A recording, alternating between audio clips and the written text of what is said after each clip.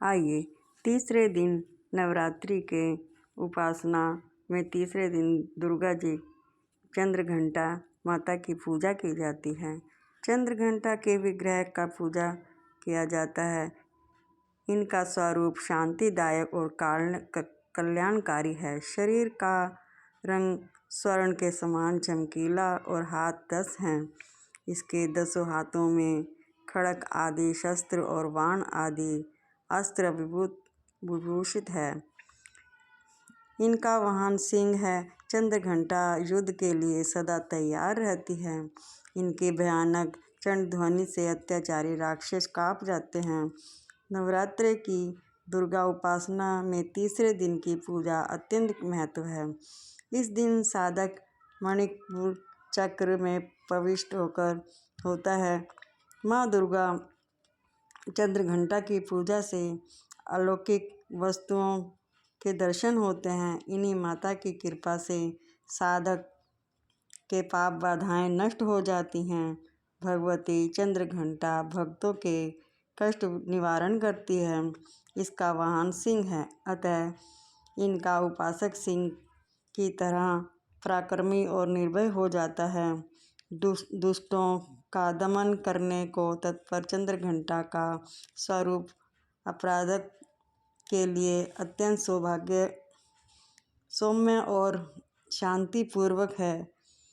इनकी आराधना से श्रद्धालु भक्तों में निर्भयता के साथ ही सौम्यता एवं विनम्रता का विकास होता है। माँ चंद्रघंटा के भक्त शांति और सुख का अनुभव करते हैं। यदि मन वचन और कर्म से निश्चित विधि विधान के अनुसार माँ चंद्रघंटा का उपासना की जाए तो इस उपासना से सांसारिक कष्टों से दूर होते हैं।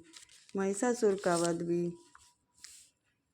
ऐसे हुआ। श्री मेघा ऋषि बोले कि हे राजा सूरज, महिषासुर का सेनापति त्रिशूर अपनी सेना का संहार देखकर क्रोध में भयंकर स्वयं देवी जी से लड़ने गया। जिस प्रकार सुमेरु पर्वत शिखर पर मेरु पानी बरसाता है, उसी प्रकार वह बलि देते त्रिशूर देवी का पर बाण वर्षा करने लगा, परंतु देवी ने उसके कठिन कराल बाणों को एक क्षण में से खेल के ही काट दिया और रथ के सारथी को भी घोड़ों के सहित मार दिया।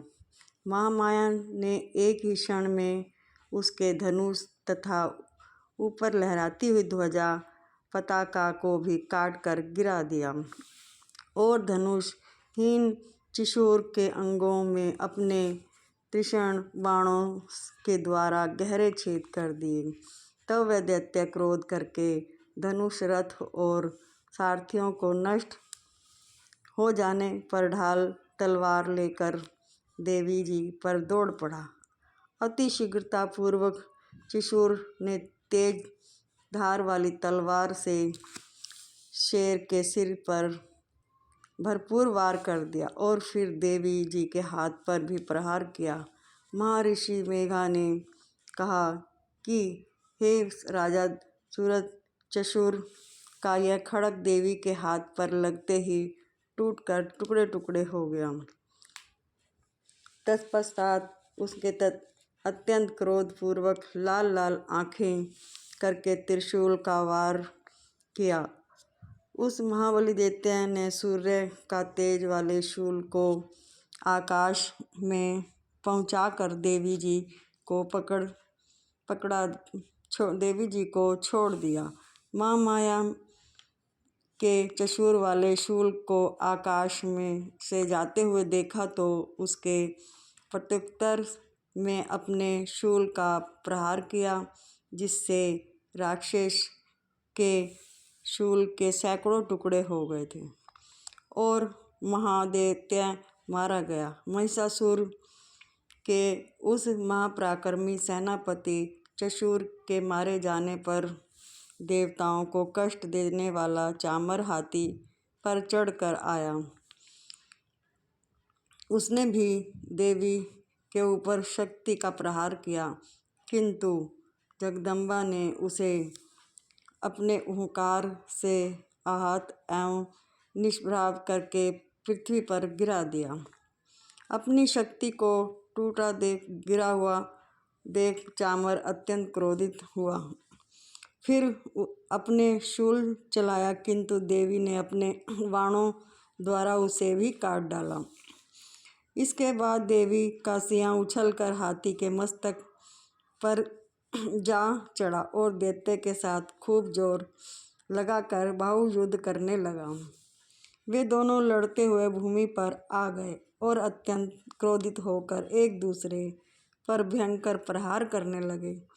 दैत्य पश्चात सिंह बड़े वेग से आकाश की ओर उछला और उधर से गिरते समय उसने अपने पंजों के प्रहार से चामर का सिर धड़ से अलग कर दिया। इसी प्रकार उद्गम भी शिला और वृक्ष आदि की मार से युद्ध क्षेत्र में मारा गया। कराल भी दांतों, मुक्कों और थप्पड़ों से चपेट से धराशायी हो गया। क्रोधित होकर देवी ने गदा के प्रहार से उदत का कंचूमर निकाल दिया। विधिपाल से वाष्कल को एक बाणों के ताम्र और अंधक को मार डाला। 3 नेत्रों वाली देवी ने त्रिशूल से अग्रसाय, उग्रवीर्य और महामनु नामक दैत्य मार गिराए। तलवार से विड़ाल का मस्तक धड़ से अलग कर दिया। दुर्य और दुर्मुख नामक दैत्यों को बाणों की मार से यमलोक भेज दिया। अपनी सेना को इस प्रकार नष्ट होता देख महिषासुर भैंसे का रूप धारण कर देवी के गणों को त्रास देने लगा। किन्हीं को थुथुल से, किन्हीं को खुरों से, किन्हीं को पूंछ से चोट पहुंचाकर, कुछ को सींगों से फाड़कर, कुछ गणों को वेग से, किन्हीं को गर्जना करके, कुछ को चक्कर देखकर तथा कितनों गणों को अपने नथनों तथा निश्वास वायुओं के झोंके से धराशायी कर दिया। इस प्रकार देवी के गणों को सेना को गिराकर असुर महादेवी के सिंह को मारने के लिए झपटा। इससे जगदम्बा अत्यंत क्रोधित हो गई। उधर महापराक्रमी महिषासुर भी क्रोध में भरकर अपने खुरों से पृथ्वी को खोदने तथा गरजते हुए अपने सींगों से ऊंचे ऊंचे पर्वतों को उठाकर फेंकने लगा। अत्यंत वेग से चक्कर देने के कारण पृथ्वी फटने लगी। उसकी पूंछ में से टकराकर समुद्र सब से और धरती और डूबने लगा। हिलते हुए सींगों की चोट से फटकर बादलों के टुकड़े टुकड़े हो गए। उसकी श्वास के प्रचंड वेग से उड़े हुए सैकड़ों पर्वत आकाश से गिरने लगे। इस प्रकार क्रोध से भरे हुए महादैत्य को अपनी ओर आता देखकर चंडिका ने उनको मारने के लिए महान क्रोध किया और उन्होंने पाश फेंककर उस महान दैत्य को बांध लिया। बंध जाने पर वह भैंसे का रूप छोड़कर तत्काल सिंह के रूप में प्रकट हो गया। उस अवस्था में जगदम्बा ज्यों ही उसका मस्तक काटने के लिए उद्यत हुई, त्यों ही वह खड़ग तलवार हाथ में लिए पुरुष के रूप में दिखाई देने लगा। तब देवी ने शीघ्र ही बाणों की वर्षा कर डाल और तलवार सहित उस पुरुष को भी बांध लिया। इसके पश्चात उसने महान गजराज का रूप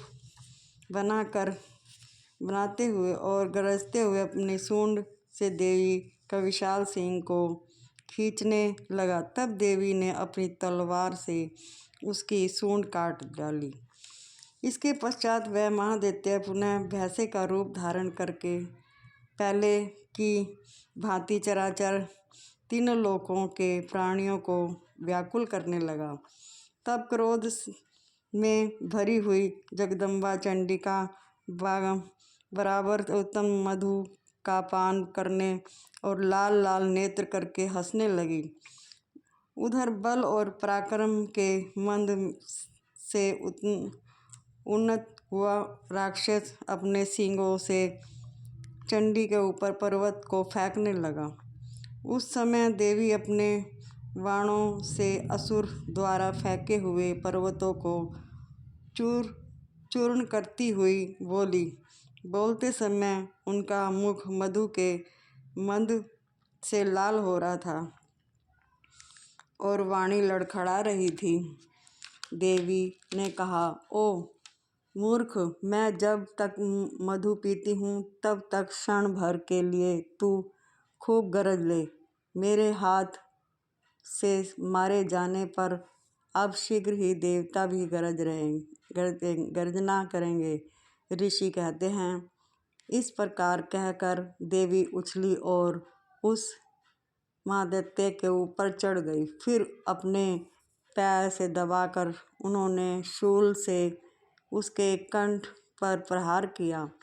उनके पैर से दबा होना पर भी महिषासुर अपने मुख से दूसरे रूप में बाहर होने लगा। अभी वह आधे शरीर से ही बाहर निकल पाया था कि देवी ने अपने प्रभाव से उसे रोक दिया।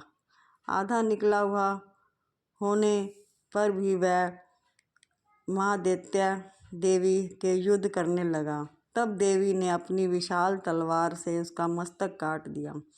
इसके बाद हाहाकार करती हुई दैत्यों की सेना भाग गई और संपूर्ण देवताओं अत्यंत प्रसन्न होकर दिव्य महर्षियों के साथ दुर्गा देवी की स्तुति करने लगे। गंधर्वराज गायन तथा अप्सराएं नृत्य करने लगी। जय माता की।